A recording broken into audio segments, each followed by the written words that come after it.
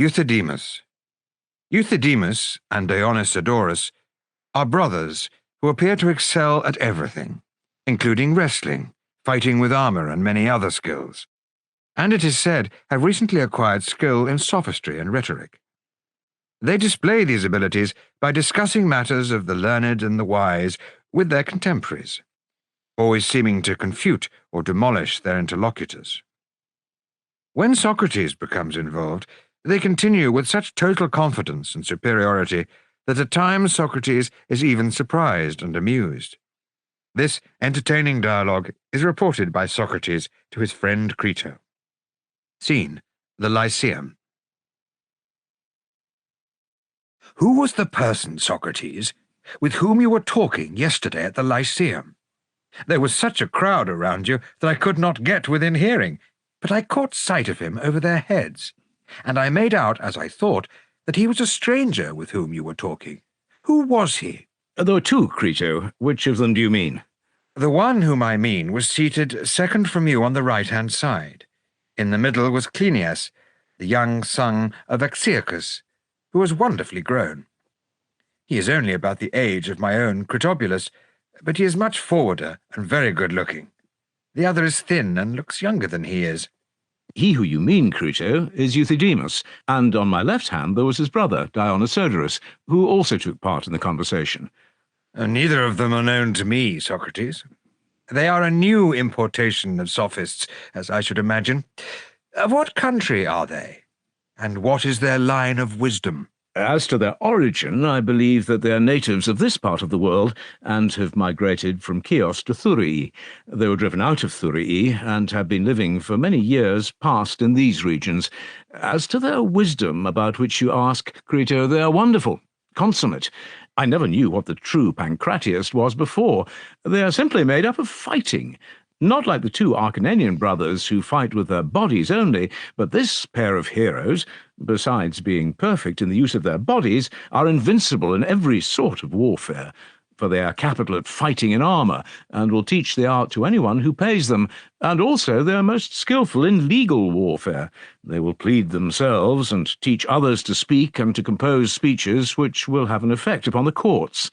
And this was only the beginning of their wisdom, but they have at last carried out the pancratiastic art to the very end, and have mastered the only mode of fighting which had been hitherto neglected by them, and now no one dares even to stand up against them. Such is their skill in the war of words, that they can refute any proposition, whether true or false. Now I am thinking, Crito, of placing myself in their hands, for they say that in a short time they can impart their skill to anyone. But Socrates, are you not too old? There may be reason to fear that. Certainly not, Crito, as I will prove to you, for I have the consolation of knowing that they began this art of disputation which I covet, quite as I may say in old age. Last year, or the year before, they had none of their new wisdom. I am only apprehensive that I may bring the two strangers into disrepute, as I have done Conus, the son of Metrobius, the harp-player, who is still my music-master. For when the boys who go to see him see me going with them, they laugh at me, and call him Grandpa's master. Now, I should not like the strangers to experience similar treatment. The fear of ridicule may make them unwilling to receive me, and therefore, Crito, I shall try and persuade some old men to accompany me to them, as I persuaded them to go with me to Conus, and I hope that you will make one, and perhaps we had better take your sons as a bait. They will want to have them as pupils, and for the sake of them, willing to receive us. I see no objection, Socrates, if you like. But first, I wish that you would give me a description of their wisdom, that I may know beforehand what we are going to learn.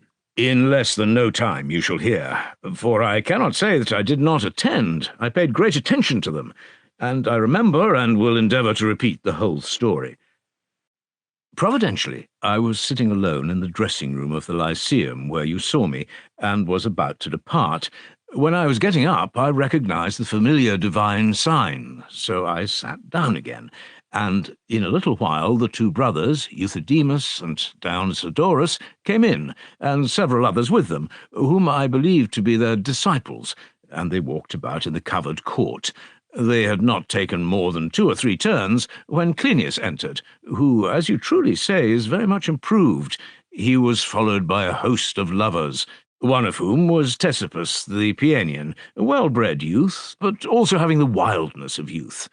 Clinias saw me from the entrance as I was sitting alone, and at once came and sat down on the right hand of me, as you describe. And Dionysodorus and Euthydemus, when they saw him, at first stopped and talked with one another, now and then glancing at us, for I particularly watched them, and then Euthydemus came and sat down by the youth, and the other by me on the left hand, the rest anywhere. I saluted the brothers, whom I had not seen for a long time, and then I said to Clinias, "Here are 2 wise men, Euthydemus and Dionysodorus, Clinias, wise not in a small, but in a large way of wisdom, for they know all about war, all that a good general ought to know about the array and command of an army, and the whole art of fighting in armour. And they know about law, too, and can teach a man how to use the weapons of the courts when he is injured." They heard me say this, but only despised me. I observed that they looked at one another, and both of them laughed. And then Euthydemus said, "Those, Socrates, are matters which we no longer pursue seriously. To us they are secondary occupations." "Indeed," I said, "if such occupations are regarded by you as secondary, what must be the principal one? Tell me, I beseech you, what that noble study is." "The teaching of virtue, Socrates," he replied, "is our principal occupation, and we believe that we can impart it better and quicker than any man." "My God," I said, "and where did you learn that?" "I always thought, as I was saying just now, that your chief accomplishment was the art of fighting in armour, and I used to say as much of you, for I remember that you professed this when you were here before. But now, if you really have the other knowledge— Oh, forgive me. I address you as I would superior beings, and ask you to pardon the impiety of my former expressions. But are you quite sure about this, Dionysodorus and Euthydemus? The promise is so vast that a feeling of incredulity steals over me."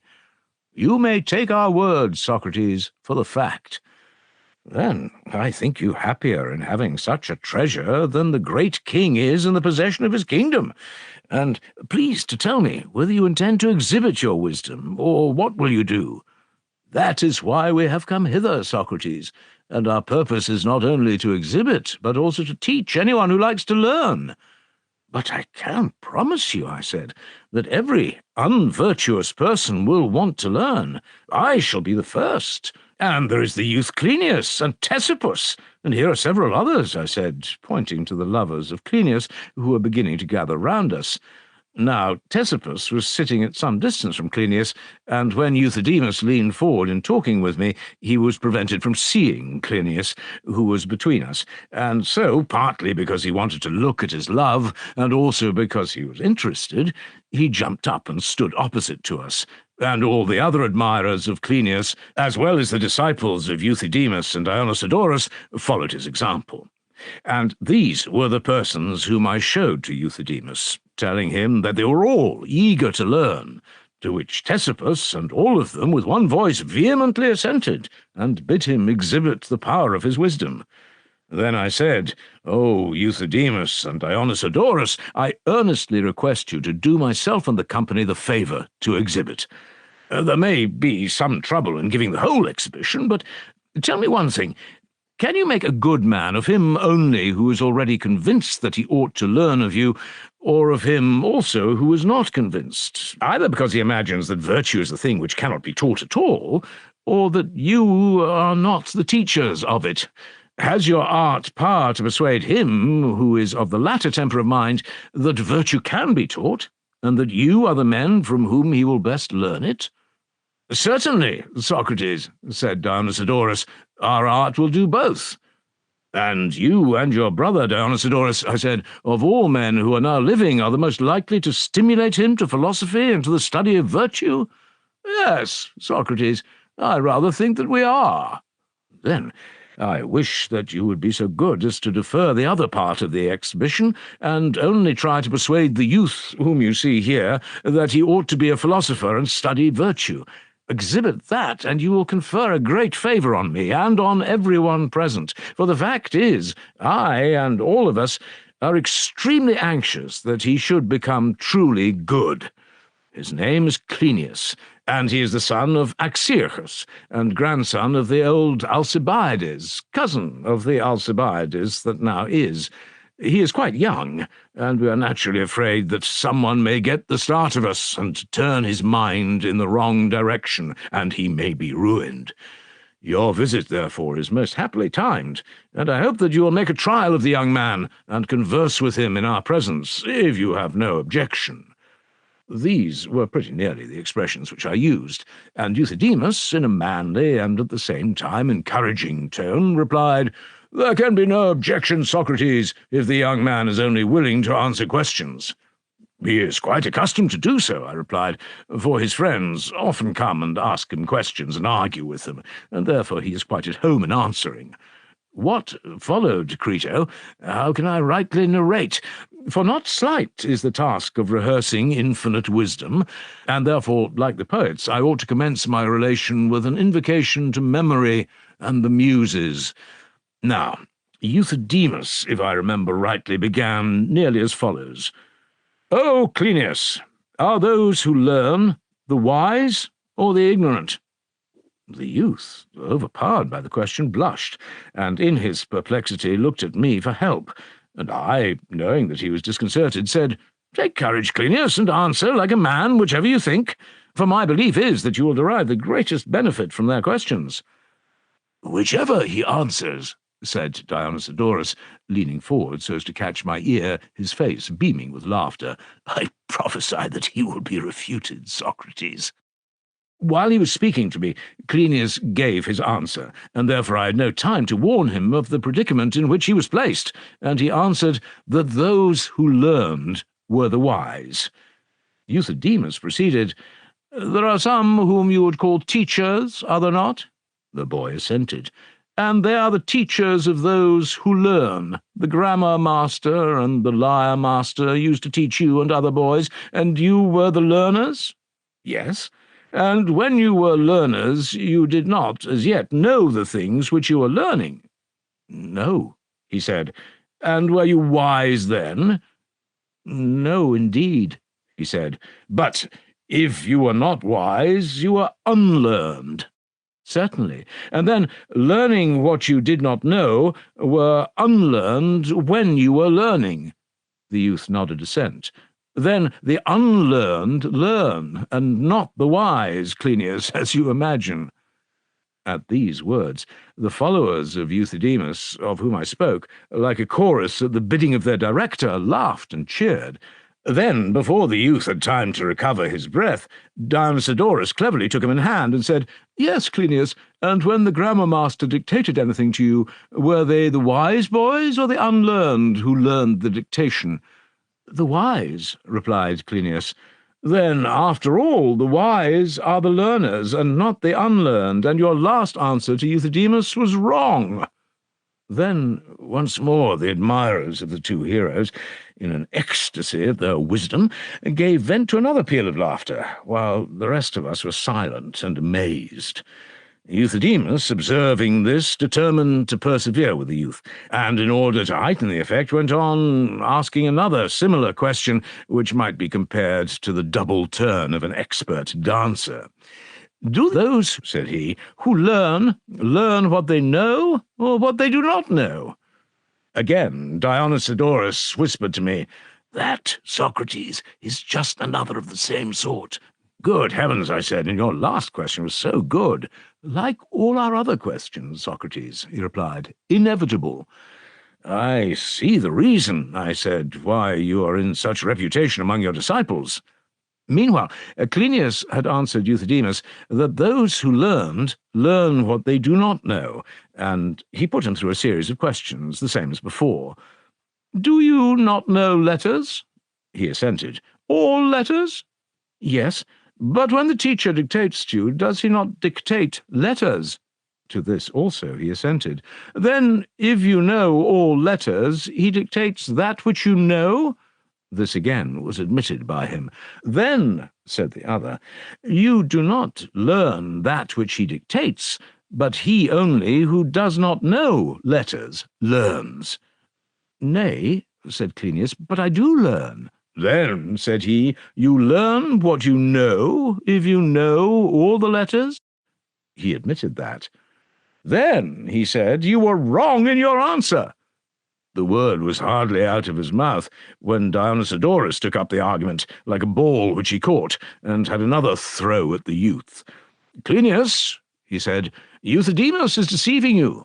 For, tell me now, is not learning acquiring knowledge of that which one learns? Cleinias assented. And knowing is having knowledge at the time? He agreed.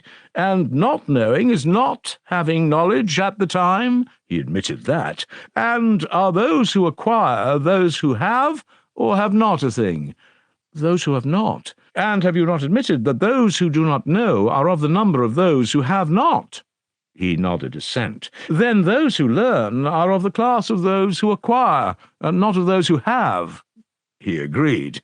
Then, Cleinias, he said, those who do not know learn, and not those who know.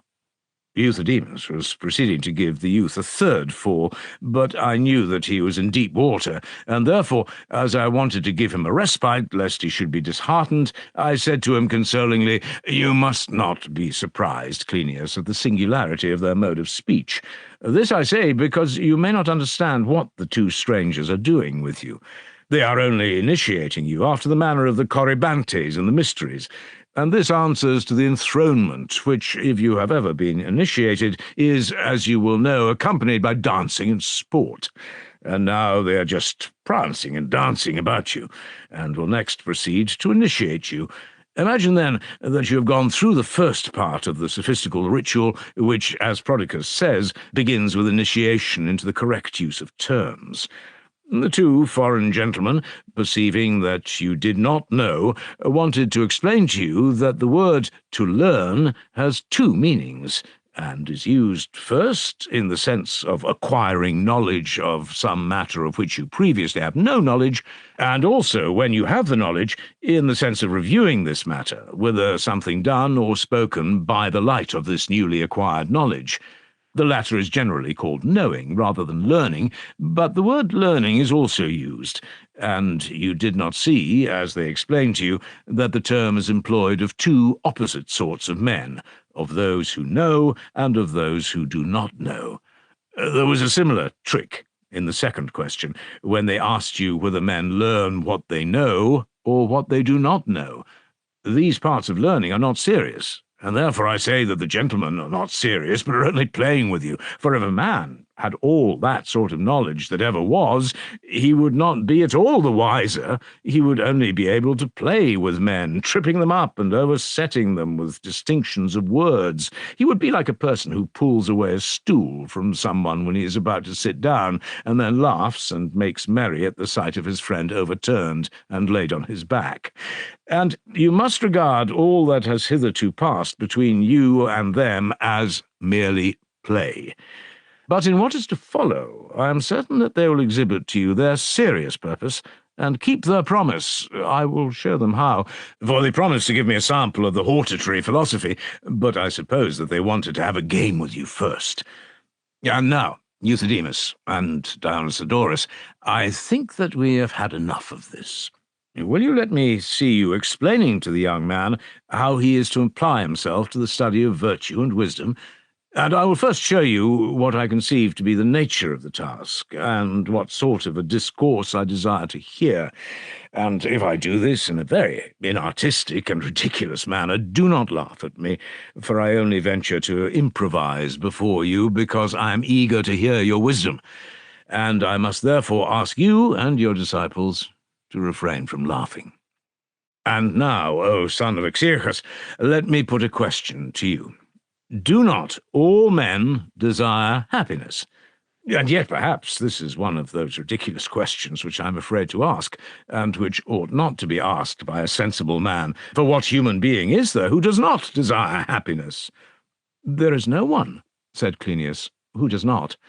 Well then, I said, since we all of us desire happiness, how can we be happy? That is the next question. Shall we not be happy if we have many good things? And this perhaps is even a more simple question than the first, for there can be no doubt of the answer. He assented. And what things do we esteem good? No solemn sage is required to tell us this, which may be easily answered, for everyone will say that wealth is good. Certainly, he said. And are not health and beauty goods and other personal gifts? He agreed. Can there be any doubt that good birth and power and honours in one's own land are goods? He assented. And what other goods are there? I said. What do you say? Temperance, justice, courage. Do you not verily and indeed think, Cleinias, that we shall be more right in ranking them as goods than in not ranking them as goods? For a dispute might possibly arise about this. What then do you say? They are goods, said Cleinias. Very well, I said. And where in the company shall we find a place for wisdom? Among the goods or not? Among the goods. And now, I said, think whether we have left out any considerable goods. I do not think that we have, said Cleinias. Upon recollection, I said, indeed, I am afraid that we have left out the greatest of them all. What is that? He asked. Fortune, Cleinias, I replied, which all, even the most foolish, admit to be the greatest of goods. True, he said. On second thoughts, I added, how narrowly, O son of Exhortation, have you and I escaped making a laughing-stock of ourselves to the strangers. Why do you say so? Why? Because we have already spoken of good fortune, and are but repeating ourselves. What do you mean? I mean that there is something ridiculous in again putting forward good fortune, which has a place in the list already, and saying the same thing twice over.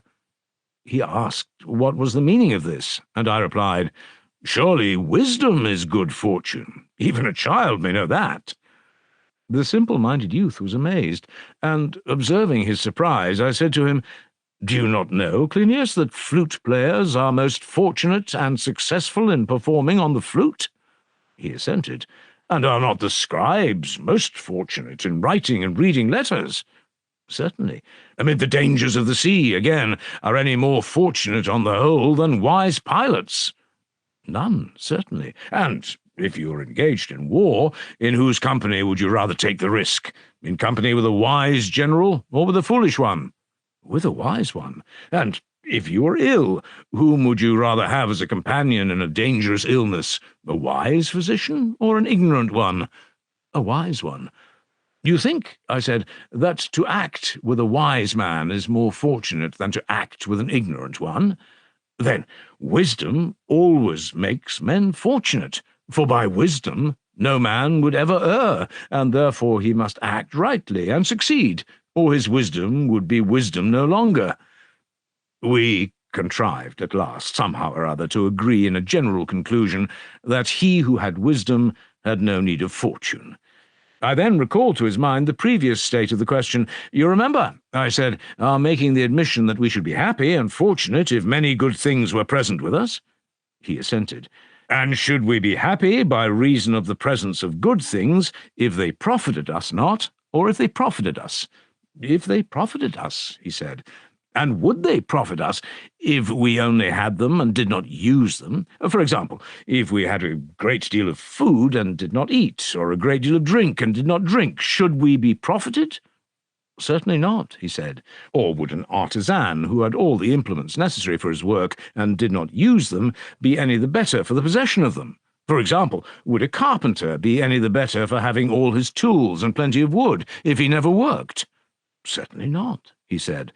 And if a person had wealth and all the goods of which we were just now speaking and did not use them, would he be happy because he possessed them? No, indeed, Socrates.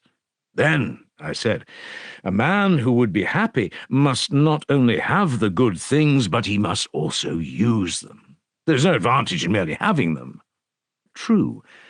Well, Cleinias, but if you have the use as well as the possession of good things, is that sufficient to confer happiness? Yes, in my opinion. And may a person use them either rightly or wrongly?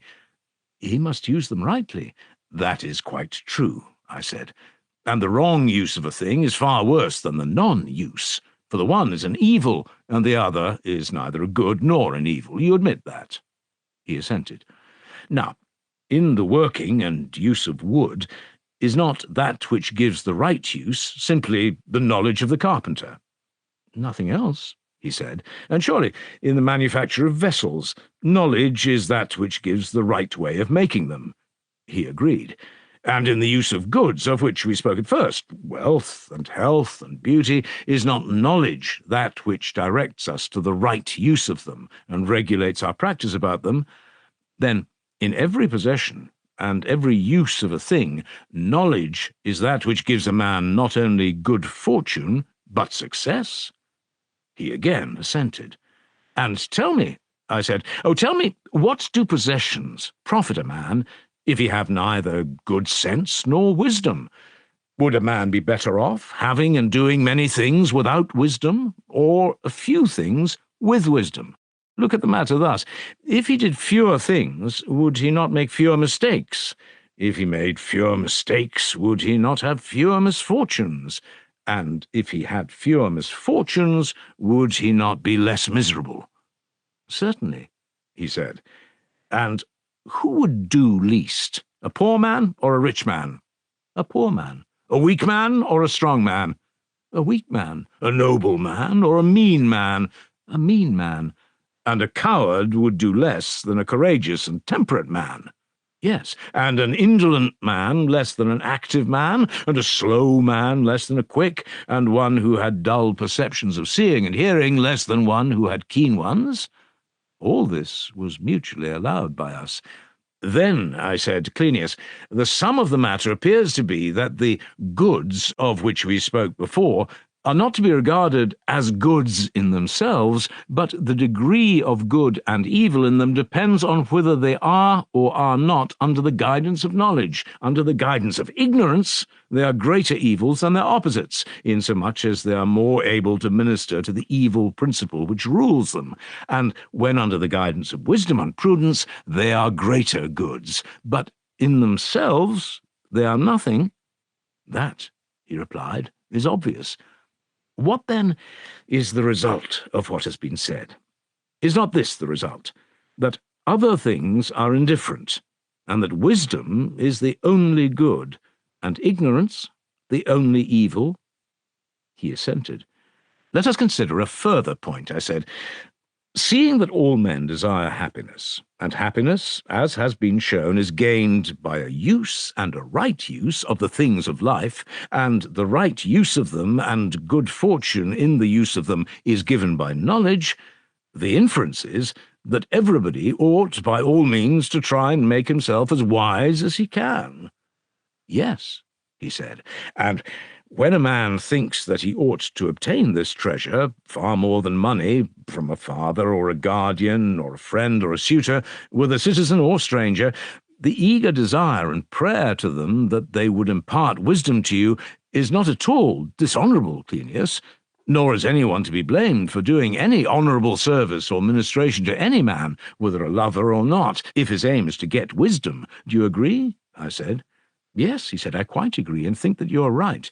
Yes, I said, Cleinias, if only wisdom can be taught and does not come to a man spontaneously, for this is a point which has still to be considered and is not yet agreed upon by you and me. But I think, Socrates, that wisdom can be taught, he said. Best of men, I said, I'm delighted to hear you say so, and I'm also grateful to you for having saved me from a long and tiresome investigation as to whether wisdom can be taught or not. But now, as you think that wisdom can be taught, and that wisdom only can make a man happy and fortunate, will you not acknowledge that all of us ought to love wisdom, and you individually will try to love her? Certainly, Socrates, he said, I will do my best. I was pleased at hearing this, and I turned to Dionysodorus and Euthydemus and said, that is an example, clumsy and tedious, I admit, of the sort of exhortations which I would have you give, and I hope that one of you will set forth what I have been saying in a more artistic style. or at least take up the inquiry where I left off, and proceed to show the youth whether he should have all knowledge, or whether there is one sort of knowledge only which will make him good and happy, and what that is. For, as I was saying at first, the improvement of this young man in virtue and wisdom is a matter which we have very much at heart. Thus I spoke, Crito, and was all attention to what was coming. I wanted to see how they would approach the question, and where they would start in their exhortation to the young man that he should practice wisdom and virtue. Dionysiodorus, who was the elder, spoke first. Everybody's eyes were directed towards him, perceiving that something wonderful might shortly be expected. And certainly they were not far wrong, for the man, Crito, began a remarkable discourse, well worth hearing, and wonderfully persuasive, regarded as an exhortation to virtue. "Tell me," he said, "Socrates, and the rest of you who say that you want this young man to become wise, are you in jest or in real earnest?"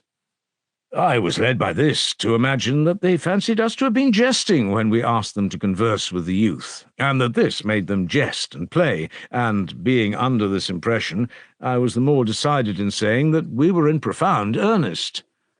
Dionysiodorus said, "Reflect, Socrates, you may have to deny your words." "I have reflected," I said, "and I shall never deny my words." "Well," said he, "and so you say that you wish Cleinias to become wise?" "Undoubtedly." "And he is not wise as yet?" "At least his modesty will not allow him to say that he is."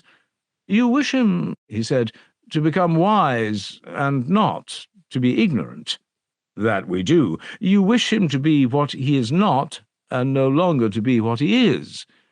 I was thrown into consternation at this. Taking advantage of my consternation, he added, "You wish him no longer to be what he is, which can only mean that you wish him to perish. Pretty lovers and friends they must be who want their favourite not to be, or to perish." When Ctesippus heard this, he got very angry, as a lover well might, and said, "Stranger of Thurii, if politeness would allow me, I should say a plague on you! What can make you tell such a lie about me and the others, which I hardly like to repeat, as that I wish Cleinias to perish?" Euthydemus replied, "And do you think, Ctesippus, that it is possible to tell a lie?" "Yes," said Ctesippus, "I should be mad to say anything else." "And in telling a lie, do you tell the thing of which you speak, or not?" "You tell the thing of which you speak." "And he who tells that thing which he tells, and no other?" "Yes," said Ctesippus, "and that is a distinct thing, apart from other things." "Certainly." "And he who says that thing says that which is?"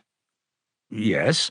"And he who says that which is says the truth, and therefore Dionysiodorus, if he says that which is, says the truth of you, and no lie."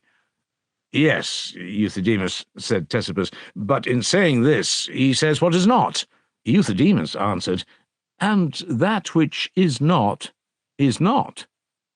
"True, and that which is not is nowhere?" "Nowhere. And can anyone do anything about that which has no existence, or do to Cleinias that which is not, and is nowhere?" "I think not," said Ctesippus. "Well, but do rhetoricians, when they speak in the assembly, do nothing?" "Nay," he said, "they do something." "And doing is making?" "Yes." "And speaking is doing and making?" He agreed. "Then no one says that which is not, for in saying what is not, he would be doing something, and you have already acknowledged that no one can do what is not, and therefore, upon your own showing, no one says what is false. But if Dionysiodorus says anything, he says what is true and what is." "Yes, Euthydemus," said Ctesippus, "but he speaks of things in a certain way and manner, and not as they really are." "Why, Ctesippus," said Dionysiodorus, "do you mean to say that anyone speaks of things as they are?" "Yes," he said, "all gentlemen and truth-speaking persons." "And are not good things good, and evil things evil?" He assented. "And you say that gentlemen speak of things as they are?" "Yes." Then the good speak evil of evil things, if they speak of them as they are. Yes, indeed, he said, and they speak evil of evil men. And if I may give you a piece of advice, you had better take care that they do not speak evil of you, since I can tell you that the good speak evil of the evil. And do they speak great things of the great? Rejoined Euthydemus, and warm things of the warm? To be sure they do, said Ctesippus, and they speak coldly of the insipid and cold dialectician. You're abusive, Ctesippus, said Dionysodorus. You're abusive? Indeed I'm not, Dionysodorus, he replied, for I love you and am giving you friendly advice, and if I could, would persuade you, not like a boor, to say in my presence that I desire my beloved, whom I value above all men, to perish. I saw that they were getting exasperated with one another, so I made a joke with him and said, Oh, Ctesippus, I think that we must allow the strangers to use language in their own way, and not quarrel with them about words, but be thankful for what they give us. If they know how to destroy men in such a way as to make good and sensible men out of bad and foolish ones, whether this is a discovery of their own, or whether they have learned from someone else this new sort of death and destruction which enables them to get rid of a bad man and turn him into a good one, if they know this, and they do know this, at any rate they said just now that this was the secret of their newly discovered art, let them, in their phraseology, destroy the youth and make him wise, and all of us with him. But if you young men do not like to trust yourselves with them, then fiat experimentum in corpore senis. I will be the carrion on whom they shall operate, and here I offer my old person to Dionysodorus. He may put me into the pot, like Medea the Colchian, kill me, boil me, if he will only make me good. Ctesippus said, And I, Socrates, am ready to commit myself to the strangers. They may skin me alive, if they please, and I'm pretty well skinned by them already, if only my skin is made at last, not like that of Marsyas, into a leathern bottle, but into a piece of virtue. And here is Dionysodorus fancying that I'm angry with him, when really I am not angry at all. I do but contradict him when I think that he is speaking improperly to me. And you must not confound abuse and contradiction, O illustrious Dionysodorus, for they are quite different things. Contradiction, said Dionysodorus. Why, there never was such a thing. Certainly there is, he replied. There can be no question of that. Do you, Dionysodorus, maintain that there is not? You will never prove to me, he said, that you have heard anyone contradicting anyone else. Indeed, said Ctesippus, then now you may hear me contradicting Dionysodorus. Are you prepared to make that good? Certainly, he said. Well, have not all things words expressive of them? Yes. Of their existence or of their non-existence? Of their existence. Yes, Ctesippus, and we have just now proved, as you may remember, that no man could affirm a negative, for no one could affirm that which is not. And what does that signify? Said Ctesippus. You and I may contradict all the same for that. But can we contradict one another, said Dionysodorus, when both of us are describing the same thing? Then we must surely be speaking the same thing. He assented. Or when neither of us is speaking of the same thing, for then neither of us says a word about the thing at all. He granted that proposition also. But when I describe something and you describe another thing, or I say something and you say nothing, is there any contradiction? How can he who speaks contradict him who speaks not? Here Ctesippus was silent, and I, in my astonishment, said, What do you mean, Dionysodorus? I have often heard, and have been amazed to hear this thesis of yours, which is maintained and employed by the disciples of Protagoras and others before them, and which to me appears to be quite wonderful, and suicidal as well as destructive, and I think that I am most likely to hear the truth about it from you. The dictum is that there is no such thing as falsehood. A man must either say what is true or say nothing. Is not that your position? He assented. But if he cannot speak falsely, may he not think falsely? No, he cannot, he said. Then there is no such thing as false opinion? No, he said. Then there is no such thing as ignorance? or men who are ignorant, for is not ignorance, if there be such a thing, a mistake of fact? Certainly, he said. And that is impossible? Impossible, he replied. Are you saying this as a paradox, Dionysiodorus, or do you seriously maintain no man to be ignorant? Refute me, he said. But how can I refute you if, as you say, to tell a falsehood is impossible? Very true, said Euthydemus. Neither did I tell you just now to refute me, said Dionysiodorus, for how can I tell you to do that which is not? O Euthydemus, I said, I have but a dull conception of these subtleties and excellent devices of wisdom. I am afraid that I hardly understand them, and you must forgive me, therefore, if I ask a very stupid question. If there be no falsehood, or false opinion, or ignorance, there can be no such thing as erroneous action, for a man cannot fail of acting as he is acting. That is what you mean? Yes, he replied. And now, I said, I will ask my stupid question. If there is no such thing as error in deed, word, or thought, then what, in the name of goodness, do you come hither to teach? And were you not just now saying that you could teach virtue best of all men to anyone who was willing to learn? And are you such an old fool, Socrates, rejoined Dionysiodorus, that you bring up now what I said at first? And if I had said anything last year, I suppose that you would bring that up too, but are nonplussed at the words which I have just uttered? Why, I said, they are not easy to answer, for they are the words of wise men, and indeed I know not what to make of this word nonplussed, which you used last. What do you mean by it, Dionysiodorus? You must mean that I cannot refute your argument. Tell me if the words have any other sense. No, he replied, they mean what you say. And now answer. What, before you, Dionysiodorus? I said. Answer, said he. And is that fair? Yes, quite fair, he said. Upon what principle? I said. I can only suppose that you are a very wise man who comes to us in the character of a great logician, and who knows when to answer and when not to answer. And now you will not open your mouth at all, because you know that you ought not. You prate, he said, instead of answering. But if, my good sir, you admit that I am wise, answer as I tell you. I suppose that I must obey, for you are master. Put the question. Are the things which have sense alive or lifeless? They are alive.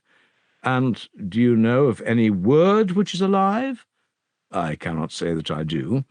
Then why did you ask me what sense my words had? Why, because I was stupid and made a mistake. And yet, perhaps I was right after all in saying that words have a sense. What do you say, wise man? If I was not in error, even you will not refute me, and all your wisdom will be nonplussed. But if I did fall into error, then again you are wrong in saying that there is no error. And this remark was made by you not quite a year ago. I am inclined to think, however, Dionysiodorus and Euthydemus, that this argument lies where it was, and is not very likely to advance. Even your skill in the subtleties of logic, which is really amazing, has not found out the way of throwing another and not falling yourself, now any more than of old. Ctesippus said, Men of Chios, Thurii, or however and whatever you call yourselves, I wonder at you, for you seem to have no objection to talking nonsense. Fearing that there would be high words, I again endeavoured to soothe Ctesippus, and said to him, To you, Ctesippus, I must repeat what I said before to Cleinias, that you do not understand the ways of these philosophers from abroad. They are not serious, but, like the Egyptian wizard Proteus, they take different forms and deceive us by their enchantments, and let us, like Menelaus, refuse to let them go until they show themselves to us in earnest. When they begin to be in earnest, their full beauty will appear. Let us then beg and entreat and beseech them to shine forth. And I think I had better once more exhibit the form in which I pray to behold them. It might be a guide to them. I will go on, therefore, where I left off as well as I can, in the hope that I may touch their hearts and move them to pity, and that when they see me deeply serious and interested, they also may be serious. You, Cleinias, I said, shall remind me at what point we left off. Did we not agree that philosophy should be studied, and was not that our conclusion? Yes, he replied. And philosophy is the acquisition of knowledge? Yes, he said.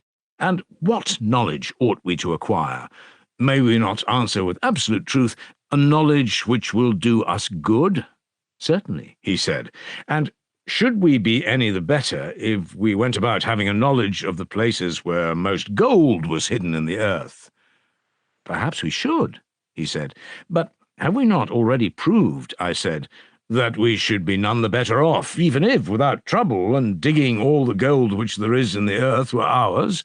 And if we knew how to convert stones into gold, the knowledge would be of no value to us, unless we also knew how to use the gold. Do you not remember? I said. I quite remember, he said.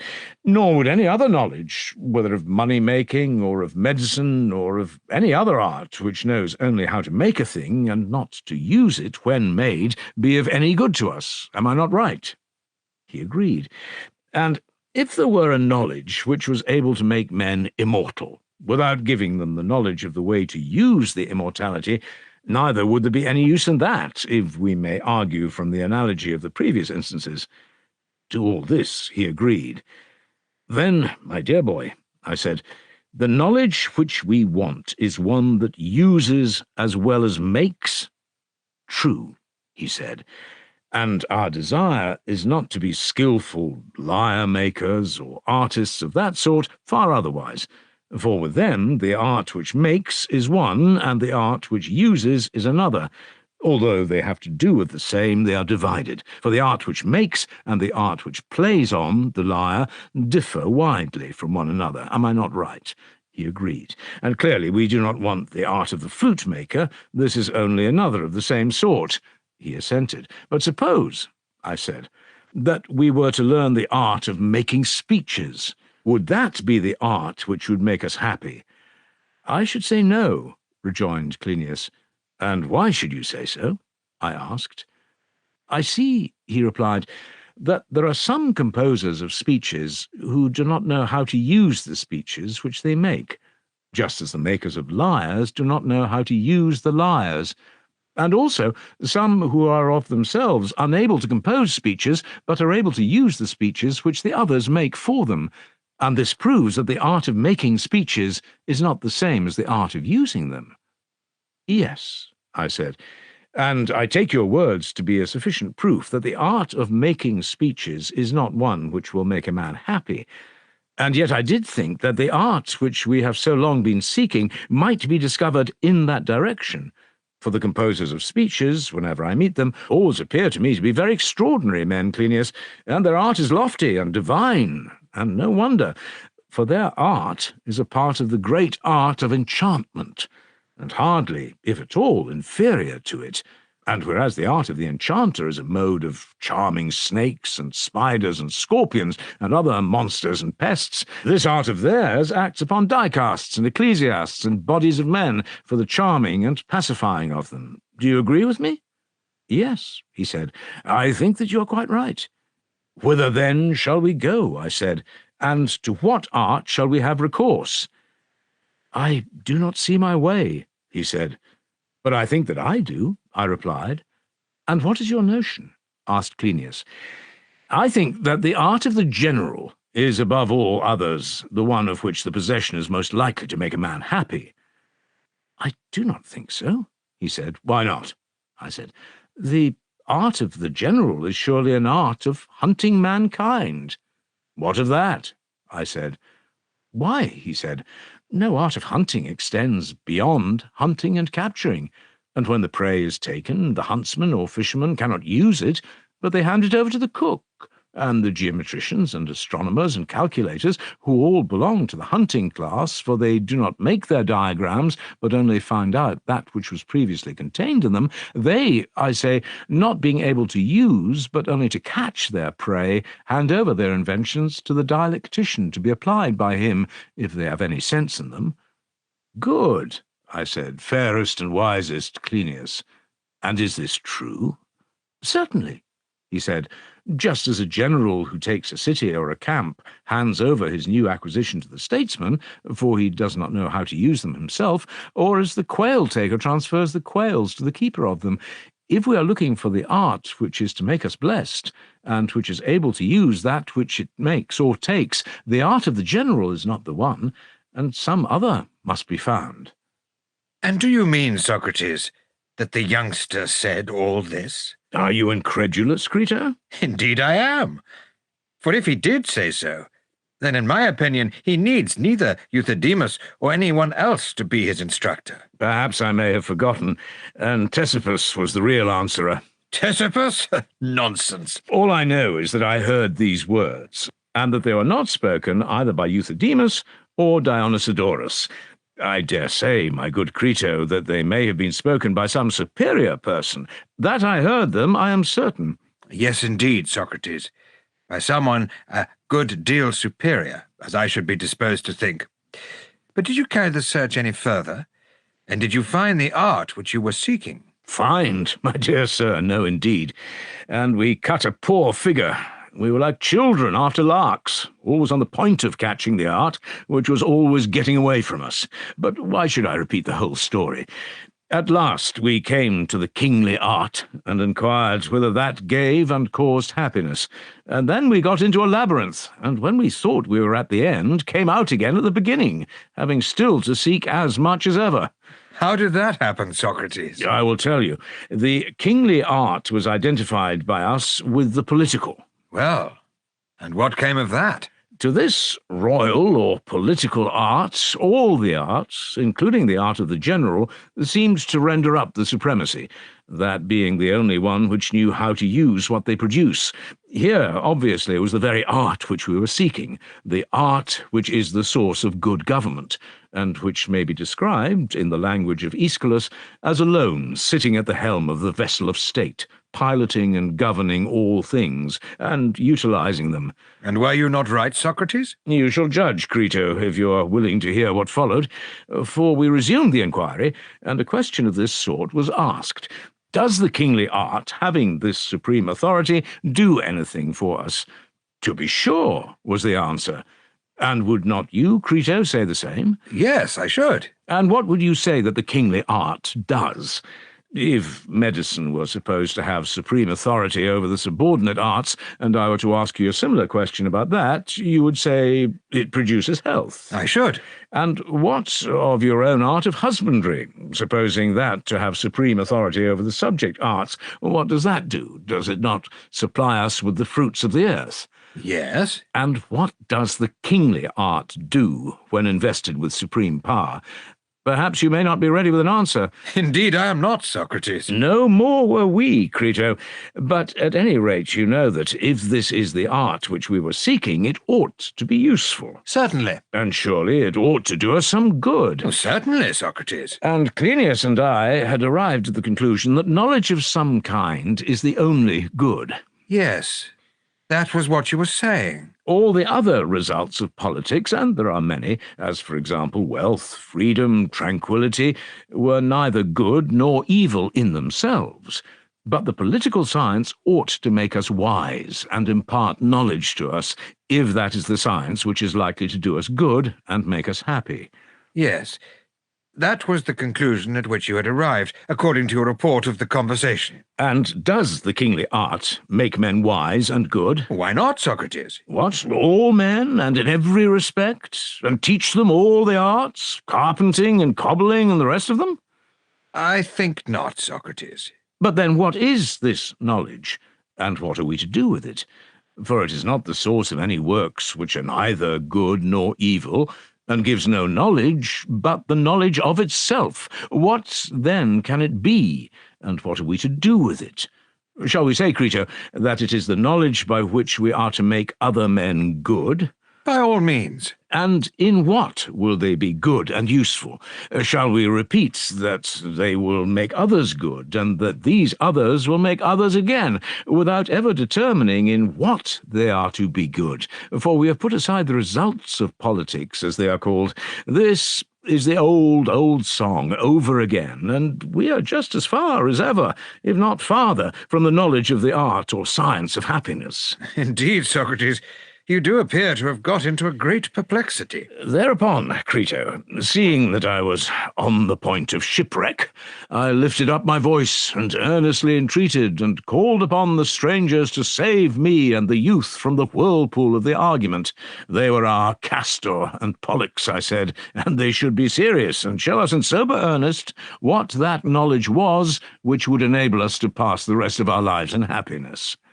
And did Euthydemus show you this knowledge? Yes, indeed. He proceeded in a lofty strain to the following effect. "Would you rather, Socrates," said he, "that I should show you this knowledge about which you have been doubting, or shall I prove that you already have it?" "What?" I said. "Are you blessed with such a power as this?" "Indeed I am." "Then I would much rather that you should prove me to have such a knowledge. At my time of life that will be more agreeable than having to learn." "Then tell me," he said, "do you know anything?" "Yes," I said, "I know many things, but not anything of much importance." "That will do," he said. "And would you admit that anything is what it is, and at the same time is not what it is?" "Certainly not." "And did you not say that you knew something?" "I did." "If you know, you are knowing." "Certainly, of the knowledge which I have." "That makes no difference. And must you not, if you are knowing, know all things?" "Certainly not," I said, "for there are many things which I do not know." "And if you do not know, you are not knowing." "Yes, friend, of that which I do not know. Still, you are not knowing, and you said just now that you were knowing, and therefore you are and are not at the same time, and in reference to the same things." "A pretty clatter, as men say, Euthydemus, this of yours. And will you explain how I possess that knowledge of which we were seeking? Do you mean to say that the same thing cannot be and also not be, and therefore, since I know one thing, that I know all, for I cannot be knowing and not knowing at the same time? And if I know all things, then I must have the knowledge for which we are seeking. May I assume this to be your ingenious notion?" "Out of your own mouth, Socrates, you are convicted," he said. "Well, but, Euthydemus," I said, "has that never happened to you? For if I am only in the same case with you and our beloved Dionysodorus, I cannot complain. Tell me then, you two, do you not know some things and not know others?" "Certainly not, Socrates," said Dionysodorus. "What do you mean?" I said. "Do you know nothing?" "Nay," he replied, "we do know something." Then I said, "You know all things, if you know anything." "Yes, all things," he said, "and that is as true of you as of us." "Oh, indeed," I said, "what a wonderful thing, and what a great blessing! And do all other men know all things or nothing?" "Certainly," he replied. "They cannot know some things and not know others, and be at the same time knowing and not knowing." "Then what is the inference?" I said.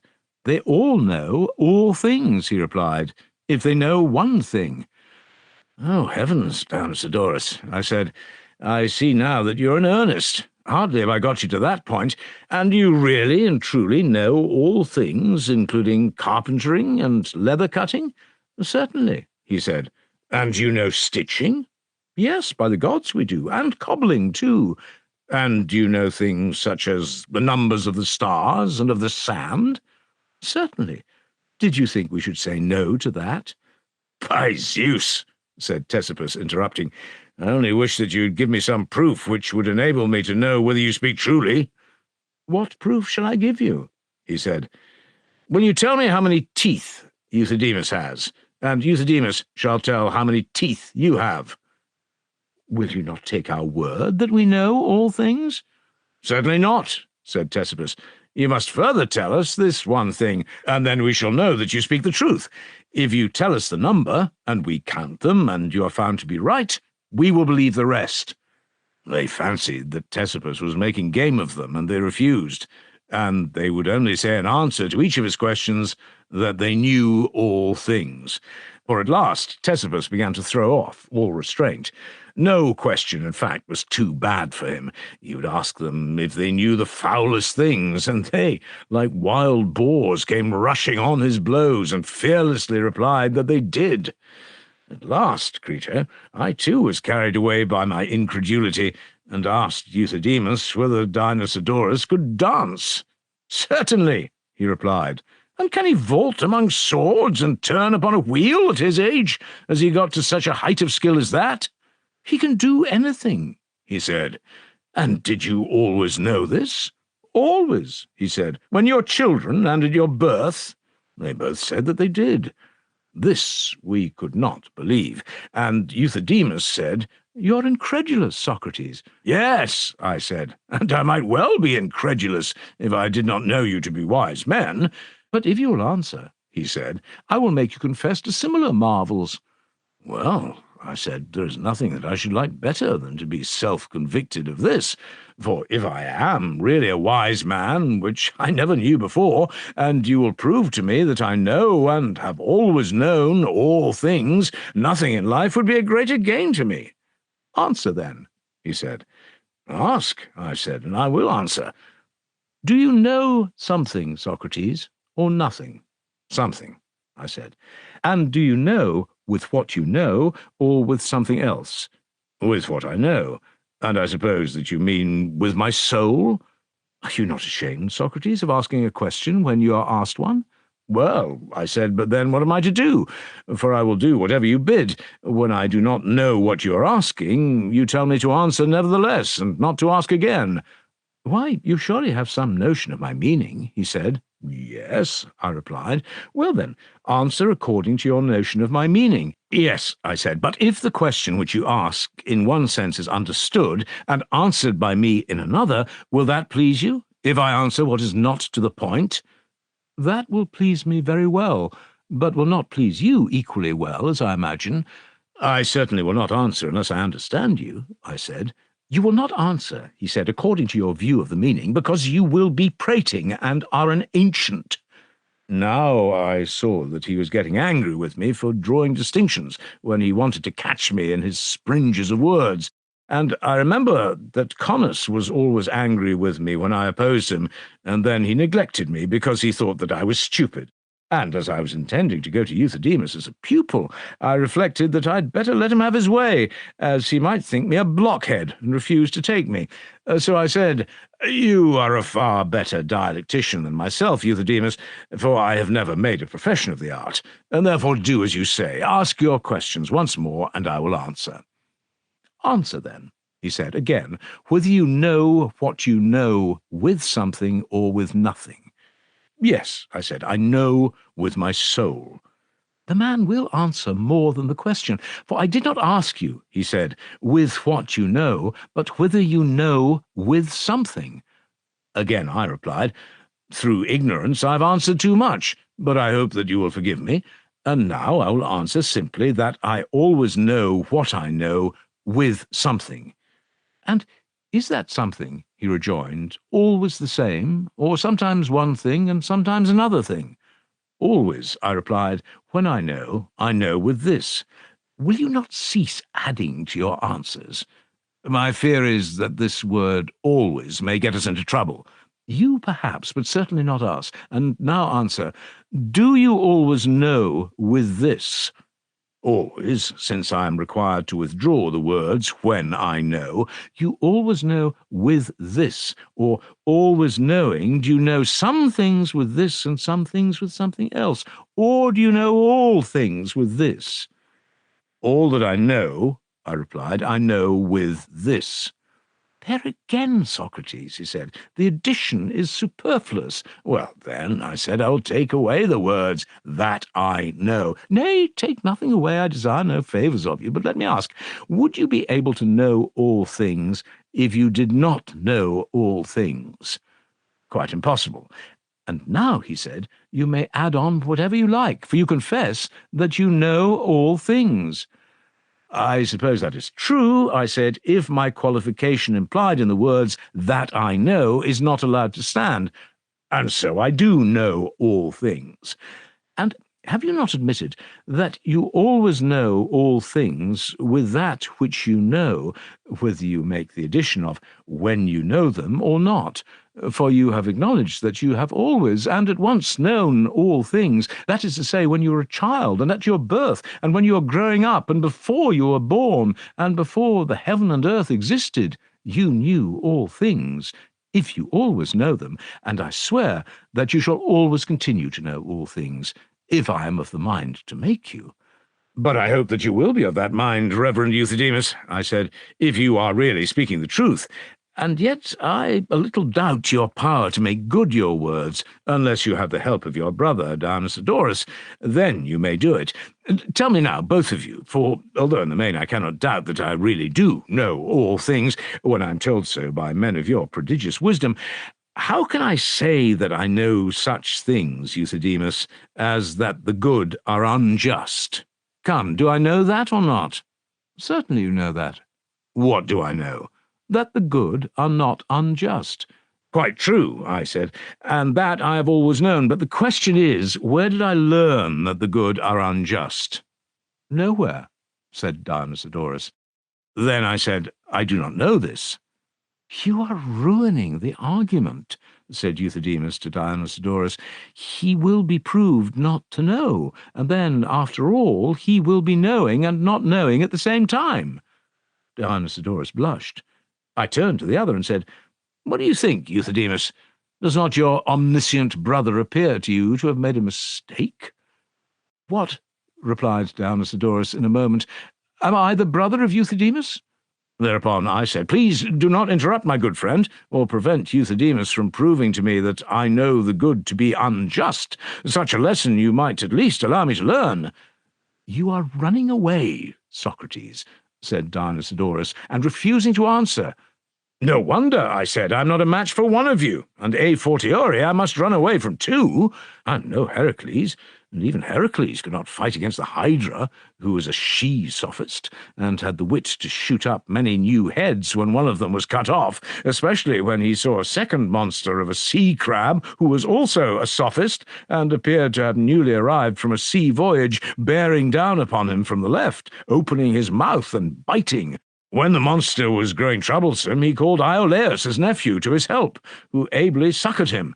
But if my Iolaus, who is my brother Patrocles, the statuary, were to come, he would only make a bad business worse. And now that you have delivered yourself of this strain, said Dionysiodorus, will you inform me whether Iolaus was the nephew of Heracles any more than he is yours? I suppose that I had best answer you, Dionysiodorus, I said, for you will insist on asking, that I pretty well know, out of envy, in order to prevent me from learning the wisdom of Euthydemus.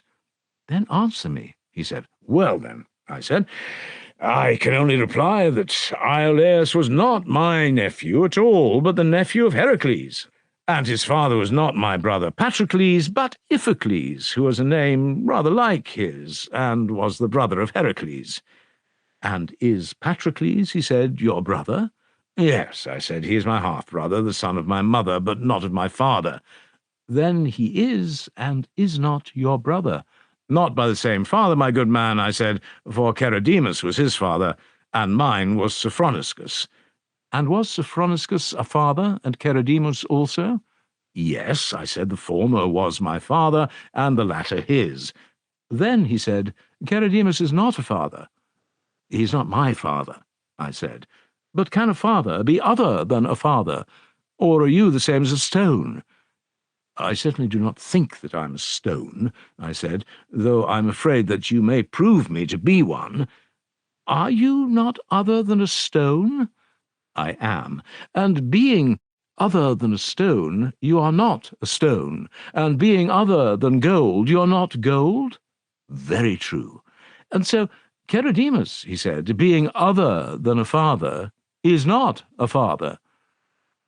I suppose he is not a father, I replied. For if, said Euthydemus, taking up the argument, Euthydemus is a father, then Sophroniscus, being other than a father, is not a father, and you, Socrates, are without a father. Ctesippus, here taking up the argument, said, And is not your father in the same case, for he is other than my father? Assuredly not, said Euthydemus. Then he is the same? He is the same. I cannot say that I like the connection, but is he only my father, Euthydemus, or is he the father of all other men? Of all other men, he replied. Do you suppose the same person to be a father and not a father? Certainly I did so imagine, said Ctesippus. And do you suppose that gold is not gold, or that a man is not a man? They are not in pari materia, Euthydemus, said Ctesippus, and you had better take care, for it is monstrous to suppose that your father is the father of all. But he is, he replied. What? Of men only, said Ctesippus, or of horses, and of all other animals? Of all, he said. And your mother, too, is the mother of all? Yes, our mother, too. Yes, and your mother has a progeny of sea urchins, then? Yes, and yours, he said. And gudgeons, and puppies, and pigs are your brothers? And yours, too. And your papa is a dog? And so is yours, he said. If you will answer my questions, said Dionysodorus, I will soon extract the same admissions from you, Ctesippus. You say that you have a dog. Yes, a villain of a one, said Ctesippus. And he has puppies? Yes, and they are very like himself. And the dog is the father of them? Yes, he said. I certainly saw him and the mother of the puppies come together. And is he not yours? To be sure he is. Then he is a father, and he is yours. Ergo, he is your father, and the puppies are your brothers.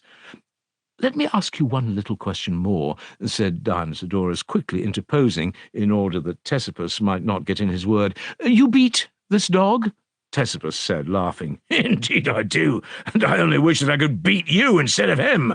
Then you beat your father, he said. I should have far more reason to beat yours, said Ctesippus. What could he have been thinking of when he begat such wise sons? Much good has this father of you and your brethren the puppies got out of this wisdom of yours. But neither he nor you, Ctesippus, have any need of much good. And have you no need, Euthydemus? He said.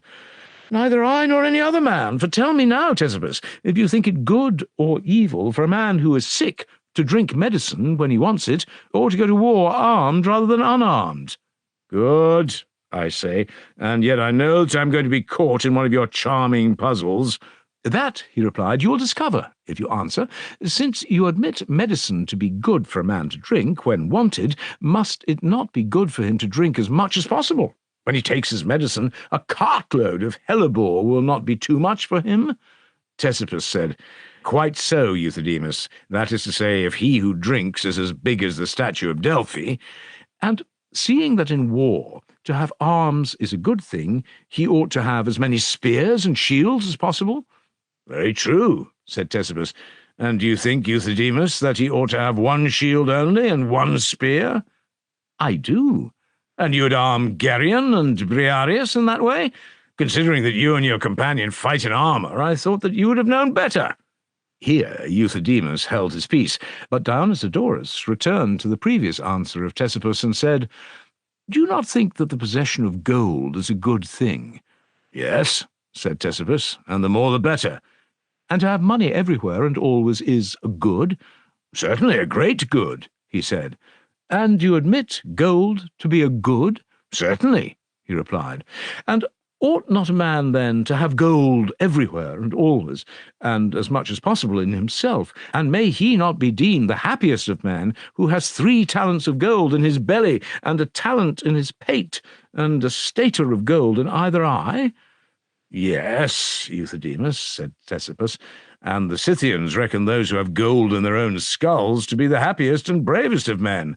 That is only another instance of your manner of speaking about the dog and father, and what is still more extraordinary, they drink out of their own skulls, gilt, and see the inside of them, and hold their own head in their hands. And do the Scythians and others see that which has the quality of vision, or that which has not? Said Euthydemus. That which has the quality of vision, clearly. And you also see that which has the quality of vision? He said. Of ambiguous propositions the following are instances. I hope that you the enemy may slay. Whom one knows, he knows. Either the person knowing or the person known is here affirmed to know. What one sees, that one sees. One sees a pillar, ergo, that one pillar sees. What you are holding, that you are. You are holding a stone, ergo, a stone, you are. Is a speaking of the silent possible? The silent denotes either the speaker or the subject of speech. There are three kinds of ambiguity of term or proposition. The first is when there is an equal linguistic propriety in several interpretations. The second, when one is improper but customary. The third, when the ambiguity arises in the combination of elements that are in themselves unambiguous, as in knowing letters. Knowing and letters are perhaps separately unambiguous, but in combination may imply either that the letters are known or that they themselves have knowledge. Such are the modes in which propositions and terms may be ambiguous. Yes, I do. Then do you see our garments? Yes. Then our garments have the quality of vision. They can see to any extent, said Ctesippus. What can they see? Nothing, but you, my sweet man, may perhaps imagine that they do not see, and certainly, Euthydemus, you do not seem to me to have been caught napping when you are not asleep, and that if it be possible to speak and say nothing, you are doing so. And may there not be a silence of the speaker? Said Dionysodorus. Impossible, said Ctesippus. Or a speaking of the silent? That is still more impossible, he said. But when you speak of stones, wood, iron bars, do you not speak of the silent? Not when I pass a smithy, for then the iron bars make a tremendous noise and outcry if they're touched, so that here your wisdom is strangely mistaken. Please, however, to tell me how you can be silent when speaking. I thought that Ctesippus was put upon his mettle because Cleinias was present. When you are silent, said Euthydemus, is there not a silence of all things? Yes, he said, but if speaking things are included in all things, then the speaking are silent. What? Said Ctesippus. Then all things are not silent. Certainly not, said Euthydemus. Then, my good friend, do they all speak? Yes, those which speak. Nay, said Ctesippus, but the question which I ask is whether all things are silent or speak. Neither and both, said Dionysodorus, quickly interposing. I am sure that you will be nonplussed at that answer. Here Ctesippus, as his manner was, burst into a roar of laughter. He said, That brother of yours, Euthydemus, has got into a dilemma. All is over with him. This delighted Cleinias, whose laughter made Ctesippus 10 times as uproarious, but I cannot help thinking that the rogue must have picked up this answer from them, for there has been no wisdom like theirs in our time. Why do you laugh, Cleinias, I said, at such solemn and beautiful things? Why, Socrates, said Dionysodorus, did you ever see a beautiful thing? Yes, Dionysodorus, I replied, I have seen many. Were they other than the beautiful, or the same as the beautiful? Now, I was in a great quandary at having to answer this question, and I thought that I was rightly served for having opened my mouth at all. I said, however, they are not the same as absolute beauty, but they have beauty present with each of them. And are you an ox because an ox is present with you? Or are you Dionysodorus because Dionysodorus is present with you? God forbid, I replied. But how, he said, by reason of one thing being present with another, will one thing be another? Is that your difficulty? I said, for I was beginning to imitate their skill on which my heart was set. Of course, he replied, I and all the world are in a difficulty about the non-existent. What do you mean, Dionysodorus? I said. Is not the honourable honourable and the base base? That, he said, is as I please. And do you please? Yes, he said, and you will admit that the same is the same, and the other, for surely the other is not the same. I should imagine that even a child will hardly deny the other to be the other. But I think, Dionysodorus, that you must have intentionally missed the last question, for in general you and your brother seem to me to be good workmen in your own department, and to do the dialectician's business excellently well. What, said he, is the business of a good workman? Tell me, in the first place, whose business is hammering? The smiths. And who's the making of pots? The potters. And who has to kill and skin and mince and boil and roast? The cook, I said. And if a man does his business, he does rightly? Certainly.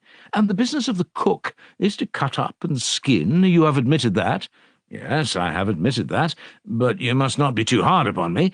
Then, if someone were to kill, mince, boil, roast the cook, he would do his business, and if he were to hammer the smith and make a pot of the potter, he would do their business.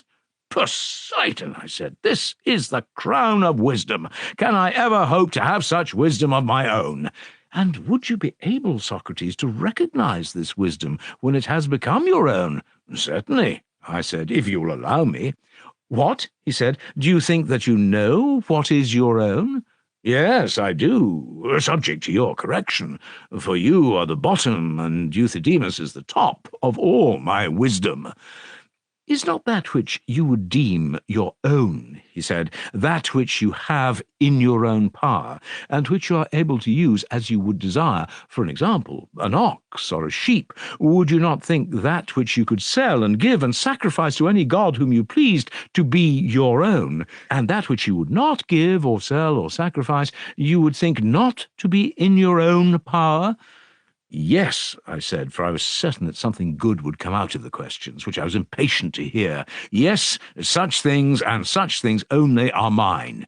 Yes, he said, and you would mean by animals, living beings? Yes, I said. You agree, then, that those animals only are yours, with which you have the power to do all these things which I was just naming? I agree. Then, after a pause, in which he seemed to be lost in the contemplation of something great, he said, Tell me, Socrates, have you an ancestral Zeus? Here, anticipating the final move, like a person caught in a net who gives a desperate twist that he may get away, I said, No, Dionysodorus, I have not. What a miserable man you must be, then, he said. You are not an Athenian at all if you have no ancestral gods or temples or any other mark of gentility. Nay, Dionysodorus, I said, do not be rough. Good words, if you please. In the way of religion, I have altars and temples, domestic and ancestral, and all that other Athenians have. And have not other Athenians, he said, an ancestral Zeus? That name, I said, is not to be found among the Ionians, whether colonists or citizens of Athens.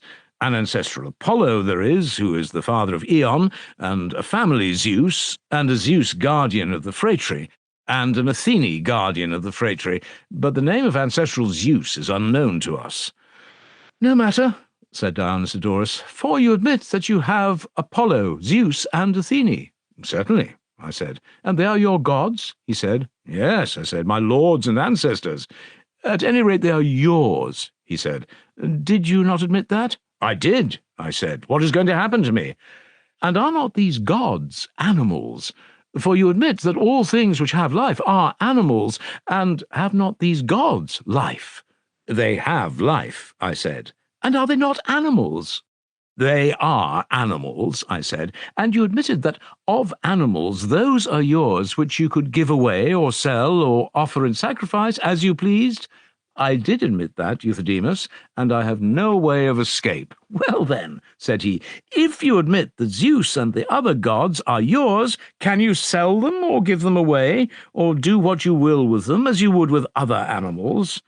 At this, I was quite struck dumb, Crito, and lay prostrate. Ctesippus came to the rescue. Bravo, Heracles! Brave words, said he.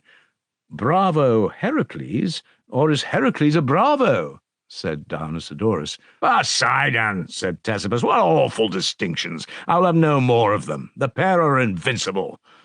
Then, my dear Crito, there was universal applause of the speakers and their words, and with what laughing and clapping of hands and rejoicings the two men were quite overpowered.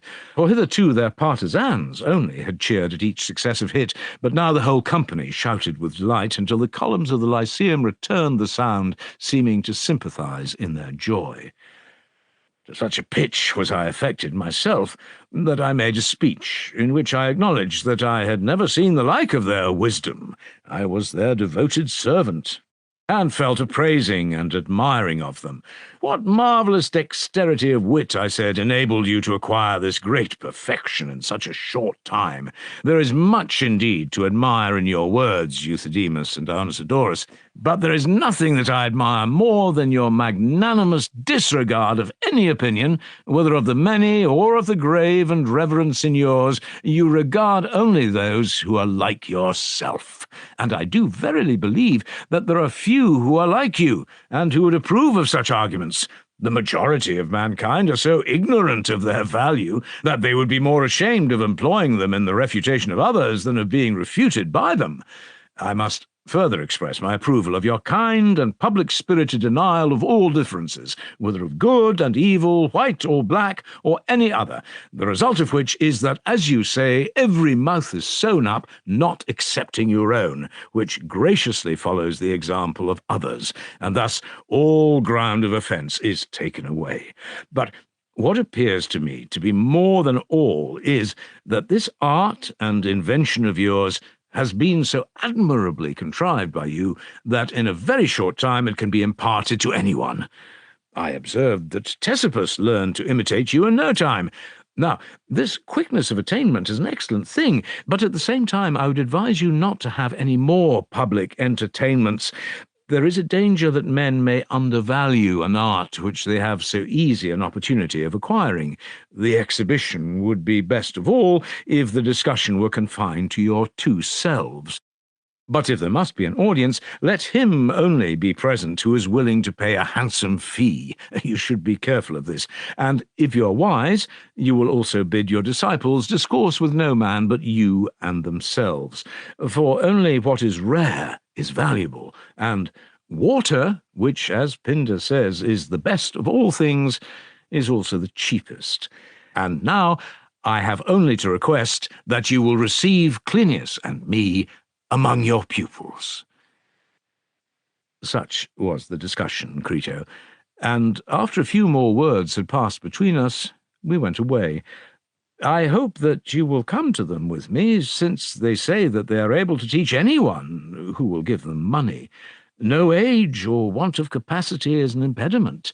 And I must repeat one thing which they said, for your especial benefit, that the learning of their art did not at all interfere with the business of money-making.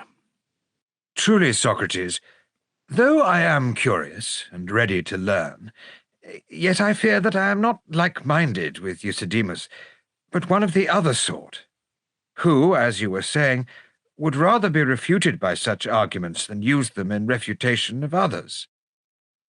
And though I may appear ridiculous in venturing to advise you, I think that you may as well hear what was said to me by a man of very considerable pretensions. He was a professor of legal oratory, who came away from you while I was walking up and down. "Crito," said he to me, "are you giving no attention to these wise men?" "No, indeed," I said to him. "I could not get within hearing of them. There was such a crowd." "You would have heard something worth hearing if you had." "What was that?" I said. "You would have heard the greatest masters of the art of rhetoric discoursing." "And what did you think of them?" I said. "What did I think of them?" he said. "Theirs was the sort of discourse which anybody might hear from men who were playing the fool, and making much ado about nothing." That was the expression which he used. "Surely," I said, "philosophy is a charming thing." "Charming?" he said. "What simplicity! Philosophy is naught, and I think that if you had been present, you would have been ashamed of your friend. His conduct was so very strange in placing himself at the mercy of men who care not what they say, and fasten upon every word. And these, as I was telling you, are supposed to be the most eminent professors of their time. But the truth is, Crito, that the study itself and the men themselves are utterly mean and ridiculous." Now, censure of the pursuit, Socrates, whether coming from him or from others, appears to me to be undeserved. But as to the impropriety of holding a public discussion with such men, there I confess that, in my opinion, he was in the right. Oh, Crito, they are marvellous men. But what was I going to say? First of all, let me know, what manner of man was he who came up to you and censured philosophy? Was he an orator who himself practices in the courts, or an instructor of orators who makes the speeches with which they do battle? He was certainly not an orator, and I doubt whether he had ever been into court.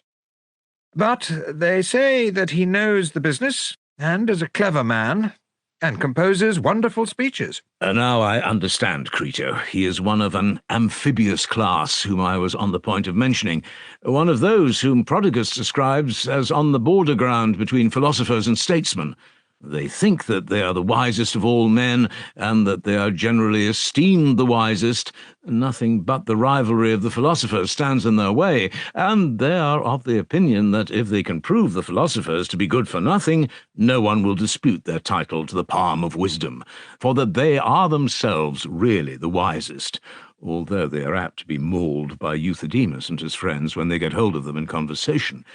This opinion which they entertain of their own wisdom is very natural, for they have a certain amount of philosophy and a certain amount of political wisdom. There is reason in what they say, for they argue that they have just enough of both, and so they keep out of the way of all risks and conflicts and reap the fruits of their wisdom. What do you say of them, Socrates? There is certainly something specious in that notion of theirs. Yes, Crito, there is more speciousness than truth. They cannot be made to understand the nature of intermediates. For all persons or things which are intermediate between two other things, and participate in both of them, if one of these two things is good, and the other evil, are better than the one and worse than the other. But if they are in a mean between two good things, which do not tend to the same end, they fall short of either of their component elements in the attainment of their ends. Only in the case when the two compound elements which do not tend to the same end are evil, is the participant better than either. Now, if philosophy and political action are both good, but tend to different ends, and they participate in both, and are in a mean between them, then they are talking nonsense, for they are worse than either. Or, if the one be good and the other evil, they are better than the one and worse than the other, only on the supposition that they are both evil, could there be any truth in what they say. I do not think that they will admit that their two pursuits are either wholly or partly evil, but the truth is that these philosopher-politicians who aim at both fall short of both in the attainment of their respective ends, and are really third, although they would like to stand first. There is no need, however, to be angry at this ambition of theirs, which may be forgiven, for every man ought to be loved who says and manfully pursues and works out anything which is at all like wisdom. At the same time, we shall do well to see them as they really are. I have often told you, Socrates, that I am in a constant difficulty about my two sons. What am I to do with them? There's no hurry about the younger one, who is only a child, but the other, Critobulus, is getting on, and needs someone who will improve him. I cannot help thinking, when I hear you talk, that there is a sort of madness in many of our anxieties about our children. In the first place, about marrying a wife of good family to be the mother of them, and then about heaping up money for them, and yet taking no care about their education. Then again, when I contemplate any of those who pretend to educate others, I am amazed. To me, if I am to confess the truth, they all seem to be such outrageous beings, so that I do not know how I can advise the youth to study philosophy.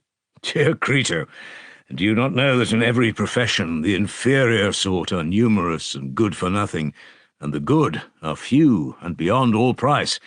For example, are not gymnastic and rhetoric and money-making and the art of the general noble arts? Certainly they are, in my judgment. Well, and do you not see that in each of these arts the many are ridiculous performers? Yes, indeed, that is very true. And will you on this account shun all these pursuits yourself, and refuse to allow them to your son? That would not be reasonable, Socrates. Do you then be reasonable, Crito, and do not mind whether the teachers of philosophy are good or bad, but think only of philosophy herself. Try and examine her well and truly, and if she be evil, seek to turn away all men from her, and not your sons only. But if she be what I believe that she is, then follow her and serve her, you and your house, as the saying is, and be of good cheer.